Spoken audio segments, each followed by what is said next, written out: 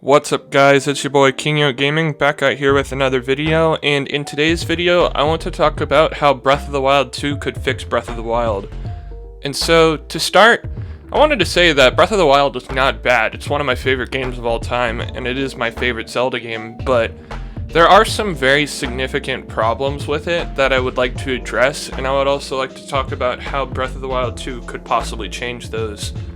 And so lately, I've been playing through The Legend of Zelda: A Link Between Worlds on my 3DS that I picked up last week, and it's really kind of showed me how the difference between traditional Zelda and Breath of the Wild, and how if they could have merged it if they could merge it better in Breath of the Wild 2, it could be so good. And so to start, I wanted to list out my problems with Breath of the Wild. They might not be yours, but they're just mine. And so to start, I feel like Breath of the Wild, its open world is incredible, and I know not all of it can be filled, but it does seem very empty at times. Like Hyrule Field, for example, you're driving through, see a couple ruined buildings, a guardian or two, but it's mainly just open field with trees, and it's a lot of just open landscapes, which is fine, but I feel like it could use a little bit more.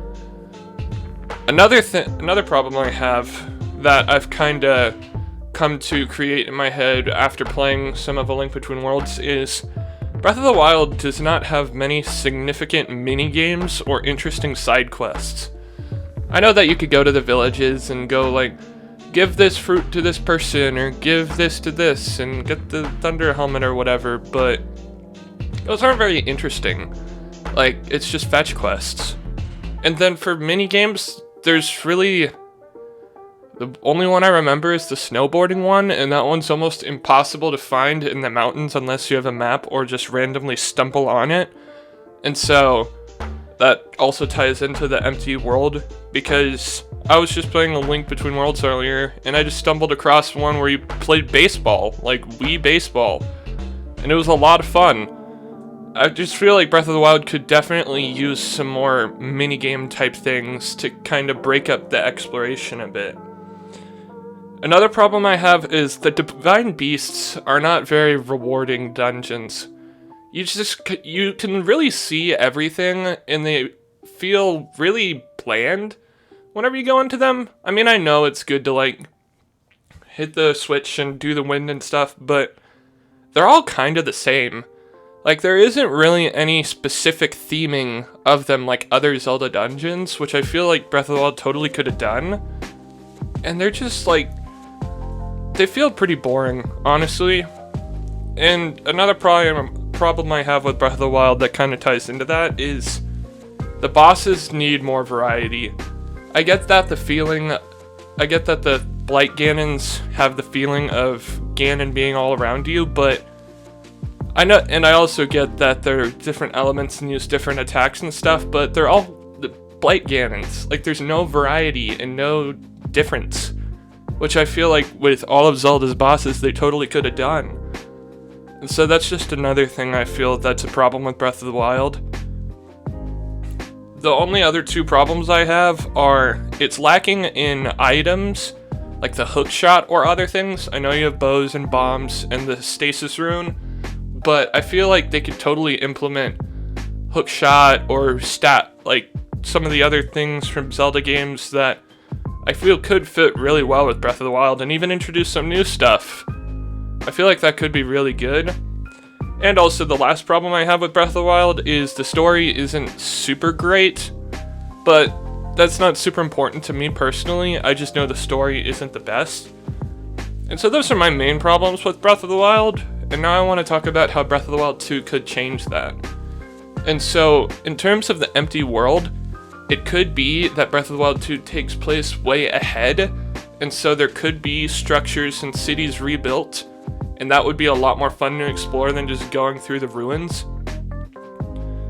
Lacking in Breath of the Wild 2 could also have more interesting side quests involving the Sky Islands.